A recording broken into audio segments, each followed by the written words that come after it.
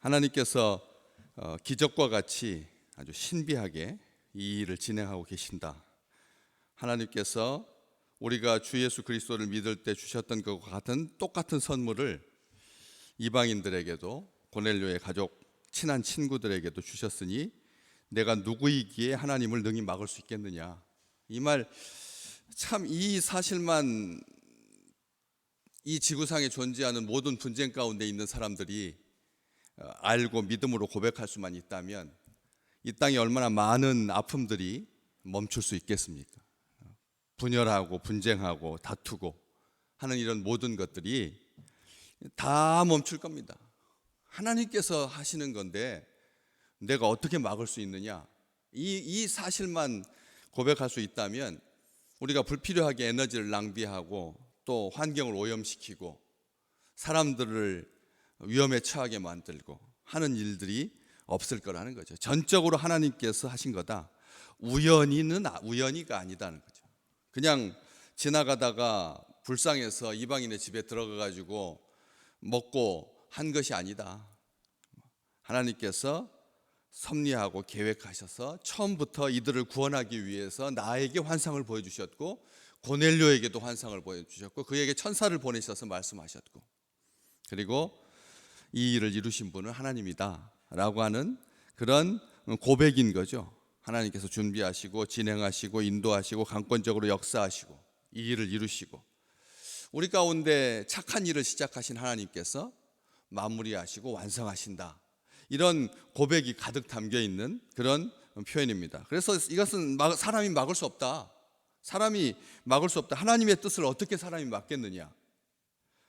아무리 사람들이 시기하고 질투할지라도 하나님께서 그것에 따라서 마음과 계획을 이렇게 움직이거나 변동시키는 분이 아니다는 것을 말씀하고 있습니다. 우리가 그럴 수 있지 않습니까? 그런데 이건 거룩한 시기심이니까 하나님의 뽑으신 첫 백성, 하나님께서 마음을 두시고자 했던 이 지상에서의 첫사람들, 아브라함의 자손들, 그들을 향해서 그들이 가지고 있는 하나님에 대한 아름다운 생각, 또 하나님이 그들에게 품으신 이 마다들에 대한 그런 온전한 기쁨과 기대, 이것들을 감안한다면 다른 것에 시기심을 발동하지 아니하고 하나님 섬기고 하나님의 은혜 가운데 하나님의 아름다운 선물을 받는 것에 대해서 불편한 마음을 가지는 것은 이것은 건강한 질투다. 이렇게 우리가 생각하기 쉽다는 거예요.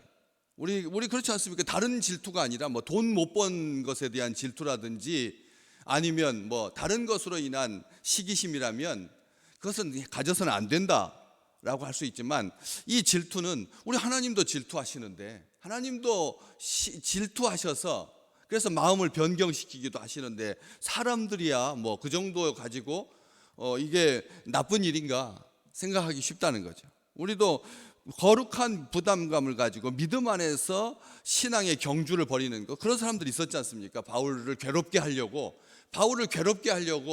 복음을 전파했던 그래서 자기 쪽에 있는 사람들이 많아지는 것으로 바울을 괴롭게 하고 싶었던 그런 것 바울은 용납했거든요. 다 받아들였습니다.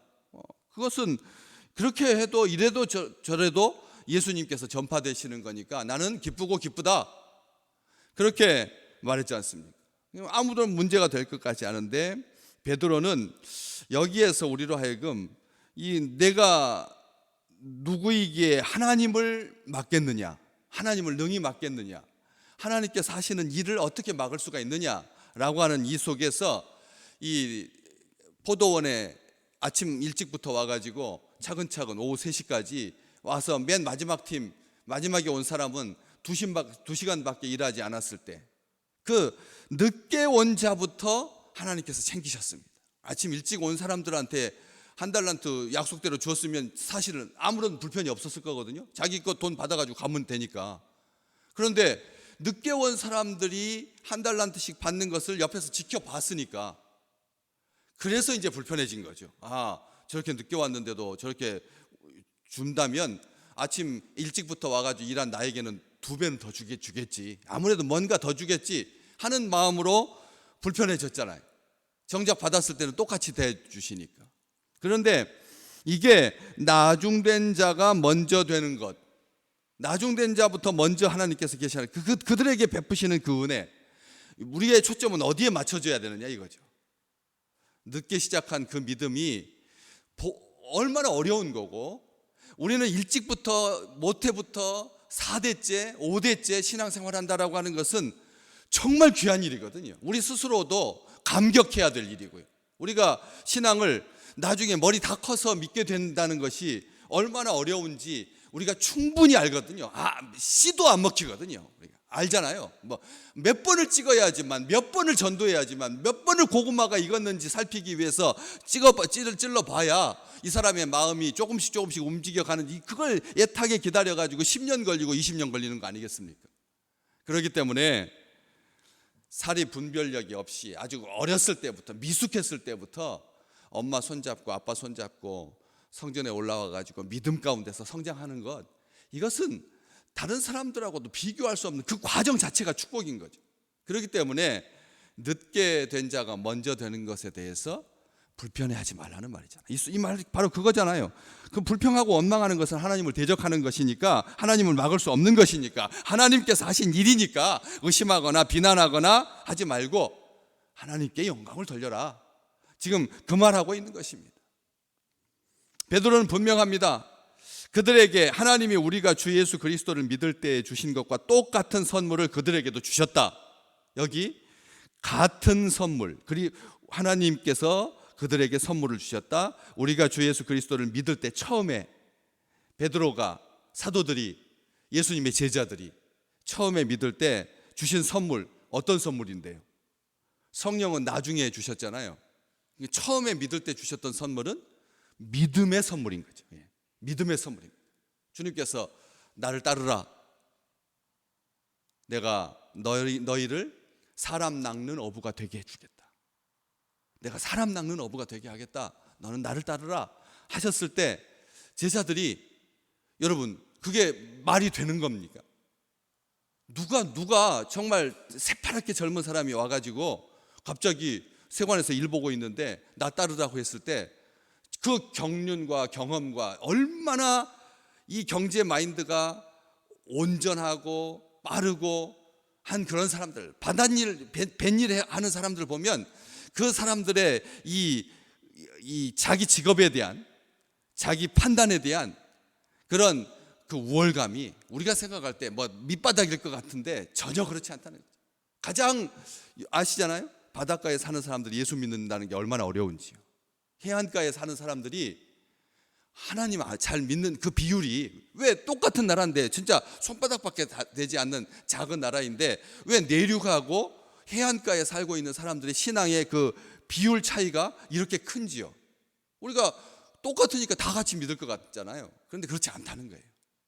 그쪽에 계신 분들이 완악해서가 아니라 자기 얼마나 많은 변화들을, 무쌍한 변화들을, 아침에 나가서 살아서 돌아온다라고 하는 것이 아주 힘든 그런 생존과 결부된 삶을 살고 있는 사람들에게는 이 판단력이 조금만 틀렸다고 했다가는 큰일 나니까, 뭐 알잖아요. 똑같은 바다인데도 잘못 가가지고 암초를 만나가지고 깨져서 돌아오지 못하게 되고, 청산 과부들이 그렇게 수두룩한 그런 상황 속에서 예수를 믿는다라고 하는 것, 이것은 보통 일이 아니라는 것, 어렵다는 것입니다.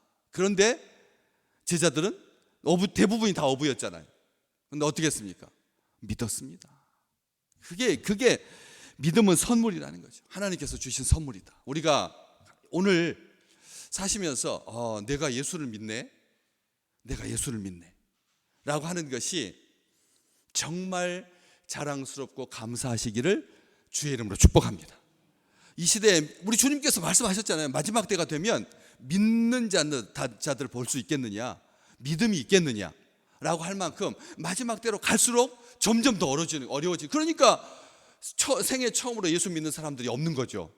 안 그렇습니까? 다 예수 여지껏 믿어왔던 사람들이 이사 와가지고 옛날 교회, 본교회 못 다니니까, 그래서 가까운 곳에 마음을 두기 위해서 얼마나 한 3개월 동안 5개월 동안 탐방하고 목사님 설교 들어보고 교인들 눈빛 보고 환대하는지 보고, 이 교회에서 내가 이곳에서 살 동안, 그렇죠, 영원히 살 것은 아니고 여기서 또 어떤 일로 인하여서 또 이사 가기도 하고 하는 이런 과정 속에서 정말 교회를 정한다라고 하는 것, 이게 어려운 일인데도 보면 그런 분들이 같은 믿음으로, 믿음 안에서 교단은 달랐지만 침례교도 있고 선결교도 있었지만 하나님께서 그들의 마음을 이쪽으로 움직여 주셔서 신앙생활을 같이 하게 되잖아요. 그러니까 제가 여지껏 어떤 교회에서든지 이 전도되어 가지고 오신 분들이 정말 ABC도 모르는, 성경이 몇 권인지도 모르는 그런 분들은 아주 드물었던 것이죠.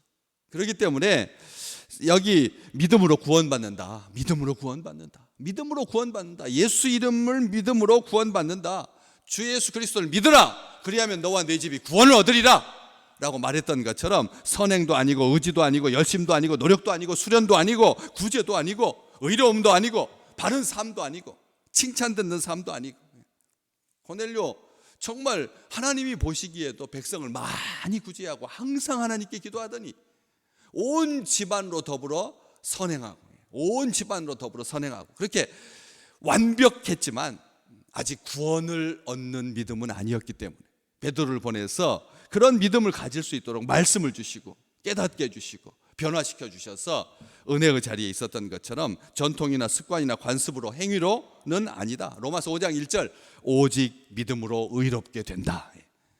믿음으로 구원받는 것, 믿음으로 의롭게 되는 것은 전적으로 하나님께서 주시는 선물이다. 우리에게 주신 그 선물과 똑같은 선물을 주셨다. 단회적이고 영원한 선물. 하나님께서 주시는 이 선물은 단회적이고 영원한 선물이다. 하나님의 자녀가 되는 권세인데 두 번 있을 수 없는 거죠. 하나님의 자녀가 됐다가 마귀의 자녀가 됐다가 이렇게 왔다 갔다 할 수 있는 그런 개념 자체가 아니라는 겁니다. 단회적이고 영원하다. 그래서 그리스도를 통해서, 우리 주님을 통해서 십자가에서 확인된 그 사랑, 확증된 그 사랑, 그렇기 때문에 우리의 법적 신분은 세상 사람들과 다른 겁니다. 믿지 않는 자와 겉모습이 같다고 해요. 아니면 겉모습이 더 안 좋다고 해서 우리가 그들과 똑같을 수 없다는 거죠. 완전하게 다릅니다. 왜 베드로는 그걸 말합니다. 같은 선물이라고 말하는데, 우리는 조상 대대로 하나님을 섬겨왔다. 우린 조상 대대로 하나님을 섬겨왔고 언약의 상징으로 몸에다가 칼을 대가지고 할례를 행하고, 그래서 세상 민족 위에, 모든 민족 위에 뛰어난 민족으로 하나님께서 우리를 뽑아주셨고 선택해 주셨고 우리는 그 복을 누린다.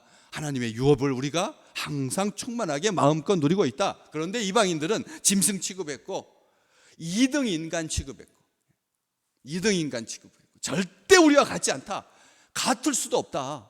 지옥의 자식하고 하나님 나라 천국에 갈 사람들하고 어떻게 같을 수 있느냐 하면서 끝까지 이 환상을, 이 고넬료의 집에 들어가서 말씀을 전하게 될 때까지 베드로가 견지했던, 끝까지 고집했던, 절대 주여 그럴 수 없습니다. 속되거나 깨끗하지 아니한 것은 결코 내 입에 들어간 일이 없습니다. 3번이나 하나님 앞에 따졌던 그런 사람들에게 지금 이렇게 뭐라고 말합니까? 그들이 우리가 주 예수 그리스도를 믿을 때 주신 것과 같은 선물을 하나님께서 그들에게도 주셨다고. 구원에 이르는 믿음, 오직 예수 그리스도의 십자가와 복음을 믿는 사람들에게만 주시는 우리 인생이 가져야 할 최고 최선의 복, 최고 지고지순한 그 복을 오늘도 우리는 마음껏 누리며 삽니다. 믿음이 가져다주는 그 복을 온전하게 누리며 삽니다. 이것은 사도와 이방인들이 동일하다라고 말한 베드로의 이 말을 기억하십시오. 동일한 은혜, 동일한 선물, 엄청난 능력, 엄청난 권능, 구원받기에 충분한 하나님의 능력으로 우리를 믿음을 가지게 해주신, 그래서 소중한 믿음입니다.